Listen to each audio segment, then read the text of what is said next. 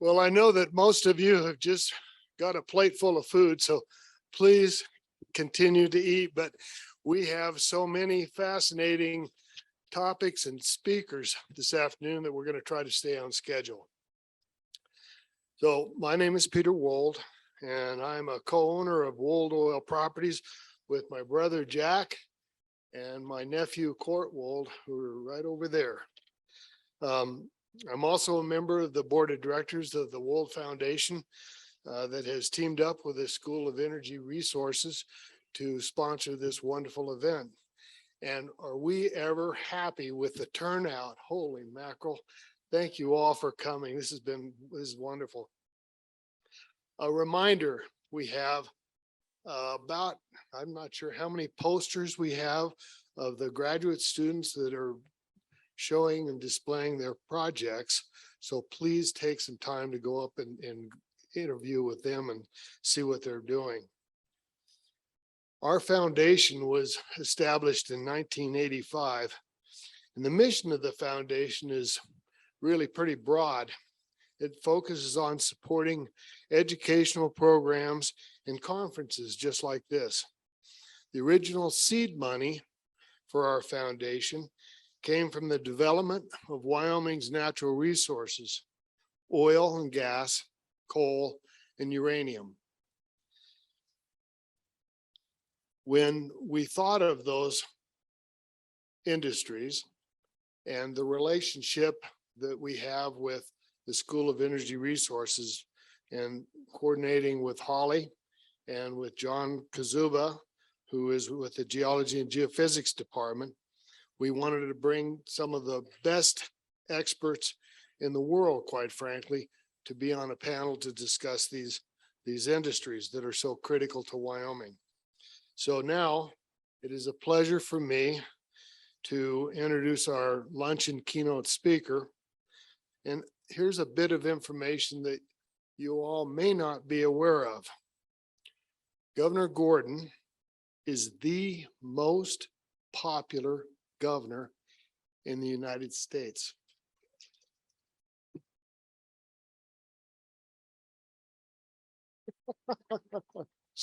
Yeah. He has the highest approval rating of any governor. He has the smallest disapproval rating of any governor. So that qualifies him. He beat out all 49 other governors. And so we're proud of him. Governor Gordon's policies and priorities are as follows.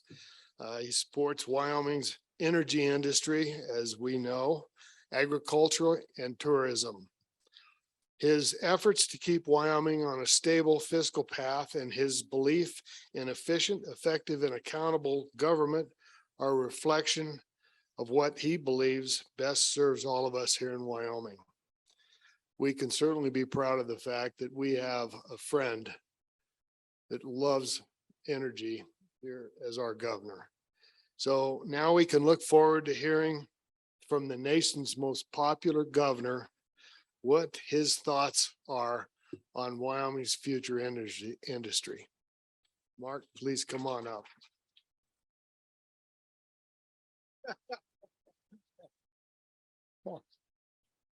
Thank you. Thank you. Thank you very, very much. It's an honor to be here among so many great colleagues and friends and aspiring minds. And Peter, I think it's just given me the opportunity to make sure that I don't retain my position as the most popular, because I can probably embarrass myself more than he has just done that for right now. But really, it is truly an honor. And what I thought I would talk about today is just really what an exciting time it is and how important this conference is to that whole endeavor. So just a little bit of perspective. You know, Wyoming is often referred to as the cowboy state, and you know, our mascot is Pistol Pete, the cowboy, and we all talk about cowboy values, and those are very important to our culture. But really, when you look at Wyoming and what built Wyoming, it was a group of people who came here and saw the opportunities that were available, and really immediately got after it and started building this great state of ours. People that were venturing across the West with in a wagon train, people that came here on the trains, people that were thinking about what the future should look like. And you know, I'd be very straightforward about that. That is not only European immigrants, it was also Native Americans who saw this place as a land of plenty, that really some of the most sacred hunting grounds ever to be found were to be found in Wyoming, some of the most spiritual places as well. So as you look at Wyoming's history, it has always been a commodity related economy. In fact, if you look at some of the initial conversations about statehood, they were reflecting on how we needed to diversify our economy, how we needed to be able to expand beyond what at that time was primarily livestock. And it's interesting because prior to statehood, we already had producing oil wells in Wyoming. So it was a real shock a few years ago, 2 years ago, when Wyoming, for the first time in our history, did not have any operating oil wells. Price of oil had gone negative. And so you can see the ebb and flow of commodities over time and our continued quest for economic diversity. But here's really what's important. What's important is that, that more wealth has been generated. More wealth has been generated from minerals than from any other activity that we've known in human history. You know, we talk a lot about investment income. We talk a lot about what various services can bring, and we see a consumer economy now that seems to support a lot of our nation's economy. But the fundamental element of that was really built on our ability to do what Teddy Roosevelt said, which was, development means, or excuse me, conservation means development as much as it does protection. I recognize the right of this generation to develop the resources that are available to it, but I do not recognize the right of this generation to waste, or by irresponsibly using those resources to waste the legacy for future generations. That is the American spirit, and that is very much the time that America was kind of coming to fruition in Wyoming was really building. It was an idea that we could develop resources and that we would learn over time. So Peter, it's just, it's an honor to be here with you and Jack, and we've known each other really since we were very young. And I think, I think back to the legacy of your father and so many of the great people that were kind of part of the initial stages of development here in Wyoming. And they always had that notion. In fact, if you look at Wyoming's Environmental Quality Act, you can look at one of the chief architects of it was Tom Struck, who was an oil man from Natrona County and made quite a bit of money off of his ability to develop resources and recognize that that should be done carefully and thoughtfully. So let's, fast forward to today, where, and really the bulk of my comments are going to be, what an exciting time to be alive. This is an incredible time for not only understanding the wealth that we've generated from those minerals over time, and to recognize that, yeah, we can do it a little bit better. And in fact, what we are trying to do is think about doing this better every time. What a great time to think about how we diversify our ability to use energy, to be able to produce energy, how important it is as our society has grown and changed over time. The technology that is available now has never been as available. the creative minds that can put their minds to work on figuring out solutions to not just how we solve energy. We solved the energy problem probably 40 years ago. We knew that we had a plethora of energy, that we could just figure out how to use it better. Now it was, really the other natural resources that we needed to start thinking about. And we'll talk a little bit about water and what its relationship is going to be to the future of our country and the future of our world here in a moment. But the fact of the matter is, today, at this very juncture in our history, there never has been a better time or more compelling challenges to be able to step up and address. And I would put to you, and I don't want to be too jingoist about this, but I would put to you that there is no better place to be addressing those issues than right here in Wyoming. And certainly Wyoming is a leader in the country, but this region is really leading so many of the efforts that we've now identified as challenges for our world. So I'll go back and look at that in just a moment. But the fact of the matter is, we know now that we have more energy sources than anyone could ever contemplate. And we have such a luxury, and this is sort of one of the great things that comes from wealth, is that you have the ability not to just sort of figure out how I'm going to put food on the table, but now to make choices between what we're going to do. Now, there are two ways to do that. One is to foster innovation. We do that best when we have a free market, and when we pose the challenge and then figure out, or let others figure out, the best way to achieve the best solutions to address that particular challenge. Wyoming is very much the center of that approach to how we're going to solve these really world-shaping events that we're facing.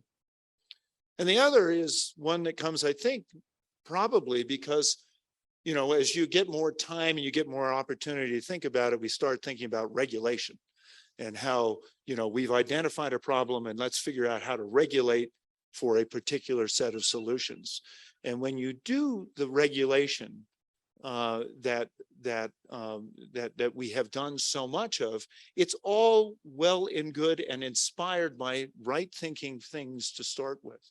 So look at NEPA. And I talk about our Wyoming Environmental Quality Act, which also came about at really about the same time. These were good and are very good laws. They were designed to sort of say, wait a minute, we need to think about what we're doing here and to address the issues. So take the Alaska pipeline, for example.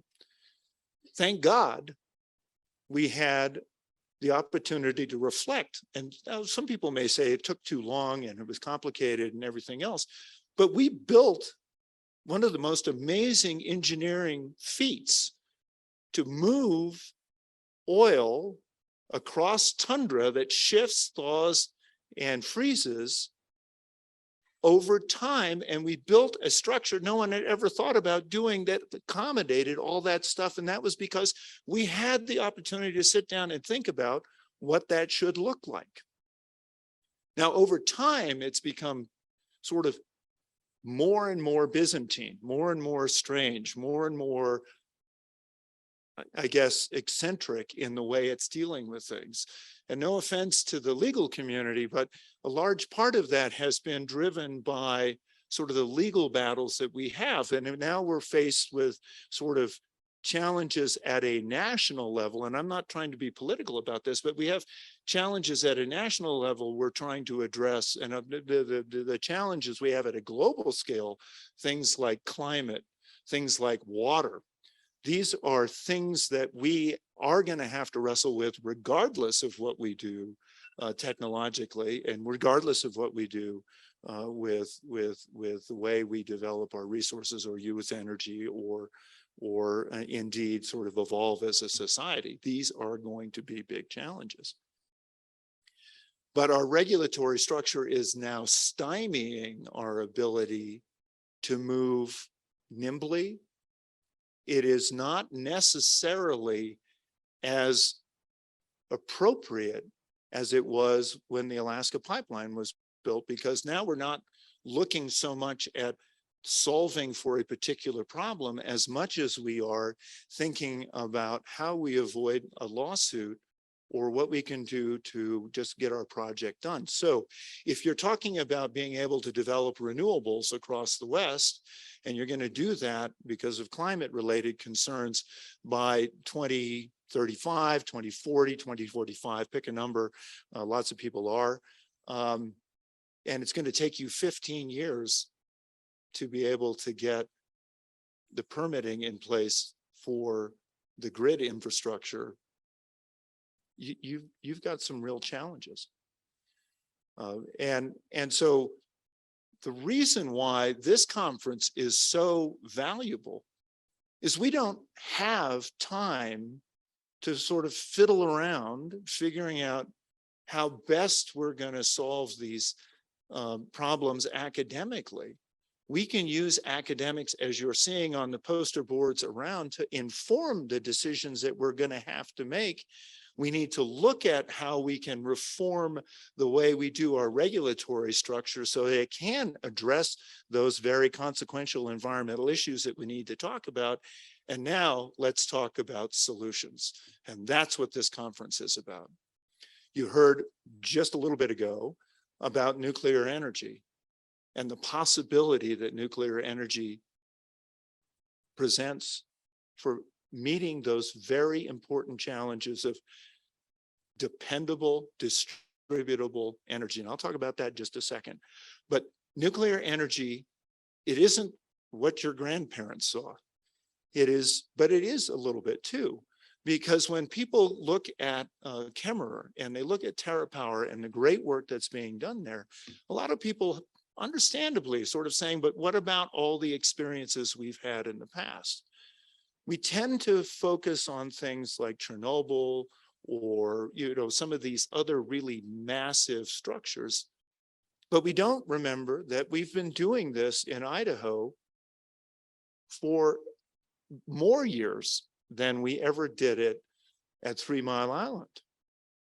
And we've done that without incident, which is why it's so exciting that the University of Wyoming and now Idaho National Nuclear Laboratory have an agreement to sort of help move this forward. And I want to congratulate TerraPower for being aggressive enough to understand that to solve climate challenges, we're going to have to break eggs. And some of these eggs are going to be really good for our future. Nuclear power is certainly one of those. And as we look at what renewables can bring to the portfolio, we understand that there's a tremendous amount of opportunity. Think about the technological advancements that have been made. I can remember back in 1980 when Hamilton Standard and Boeing were standing up what we figured were the biggest windmills that anybody could ever think of building. And, you know, Hamilton Standard and Boeing, they're really impressive companies. They thought they could do really phenomenal stuff. Medicine Bow showed them they couldn't. Medicine Bow showed them that they would throw blades because, you know, our wind is pretty world class. But think about this over time. Look at where we are now and look at what the opportunity set is for renewables. But think about what that means when you have a grid that was designed for a whole different form of generation. Think about a marketplace that was designed for a whole different form of generation, a whole different way of mapping out how we were going to make sure people could turn the lights on, keep their homes. So now you understand why it's so fun at this point to say, okay, how do we modernize the grid? How do we use renewables? How do we make sure that they fit correctly in our grid structure? How do we make sure that we have that dependable energy that is so important? And these are all the solutions that are on the table that are being approved of, you know, kind of at a very high level in places that they spend a lot of time. Let's go back and think about all of that wealth that's been generated. Wyoming is one of the largest sovereign wealth funds in the world. And, you know, there are a number of other sovereign funds that are pretty extraordinary. they all have the ability to hold assets for a very long time. Most of our investment turnaround at this point is on, if it's private equity, it may be 7 to 13 years. Otherwise, people kind of want to see things rise or fall with the stock market. Our sovereign funds, the very funds that were developed and derived from mineral extraction, mineral development that hold so much wealth, can be leveraged to do the very long hold things that are necessary to have grid infrastructure pan out over time. So here's another cool thing. How are we going to look at investments in a different way to be able to power the future that we have? And then when we talk about climate, here's where it gets really interesting to me. Climate, as we all know, is, at this point considered to be changing because of the amount of CO2 and methane that are going into the atmosphere. There may be some other components as well.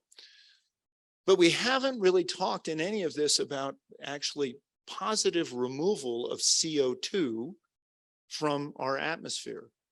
It really can't be done by renewables unless you do direct air capture. And oh, by the way, Wyoming's got a lead on direct air capture too. And nuclear, for all of its great opportunities, and it really is a remarkable source, doesn't really on its own start to remove CO2. You have to sort of wait for the gradual decline of CO2 in the atmosphere content. So what do we do about that? Well, there is direct air capture, 0.00048 of the atmosphere is CO2. So you got to move a lot of air to be able to capture that CO2, but that's a good start, and that's helpful. But then you still got to sequester it. So that takes us back to what Wyoming has done so well. We're the first in the nation to talk about, okay, what's the regulatory framework around carbon capture and sequestration? Who owns the pores? How are we going to deal with that? Wyoming has done that.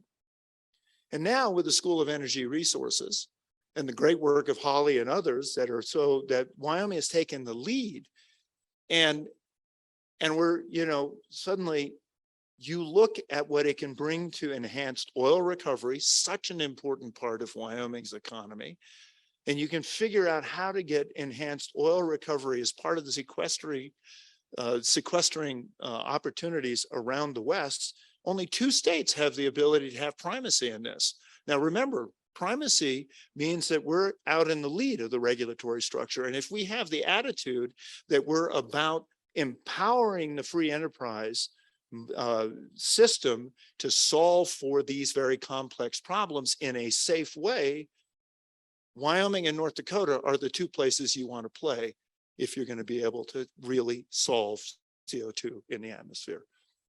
That's why I say we are in the leadership. And you think about the opportunity set there, and you think about the research that things like our high bay can bring to understanding and modeling what the reservoir is going to look like and how that is going to affect our future generations. Just think of that, the amazing possibilities. Not only can we talk about actually solving climate, which is what Wyoming did first in the nation. We're the first to say we want to be carbon negative, not carbon neutral, carbon negative. And we're not doing that by doing away with oil and gas or coal. We're doing that by moving technology forward, by solving with the free enterprise system, and by making sure that we address not what somebody says is a regulatory structure, but really solving for the problem, which is how do we get CO2 permanently sequestered? This university, this state, this region is where that stuff is going to come to reality. It's where it's going to come to fruition. It's what you're doing here. It's what these students are talking about on the back row. We have so much opportunity.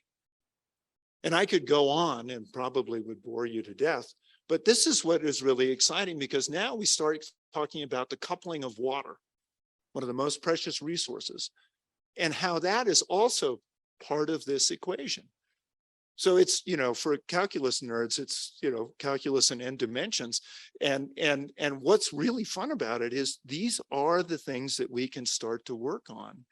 So, we not only can use hydrocarbons to power and electricity to power, but now, and Wyoming is again in the lead with Colorado, with Utah, and with New Mexico on a hydrogen hub.